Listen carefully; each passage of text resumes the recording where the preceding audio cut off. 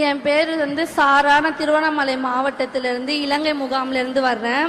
நாங்கள் ஃபஸ்ட்டு ஆர்னியில் ஒரு rice mill குடோனில் தான் நாங்கள் இருந்தோம். பிளே ஓர்டில் தான் எங்களுக்கு வீடு 10க்கு 10ல் பிளே ஓர்டில் தான் எங்களுக்கு வீடு கட்டி கொடுத்துருந்தாங்க. ஃபஸ்ட்டு நாங்கள் அங்கே தான் இருந்தோம்.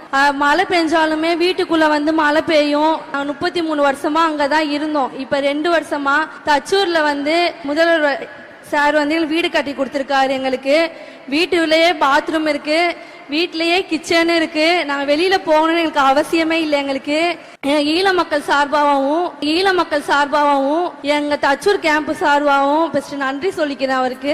பஸ் எல்லாம் சொல்ல போனா உண்மையாவே முக்கியம் தான். ஏன்னா நாங்களும் இருக்கிறது கிராமத்து சைடுனால டைமிங் தான் பஸ்.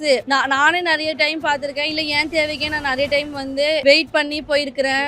சில டைம்ல காசு இல்லாம இருக்கிறவங்களும் இருக்கிறாங்க. இந்த பஸ் ஹெல்ப்ஃபுல்லா இருந்திருக்கு நிஜமா.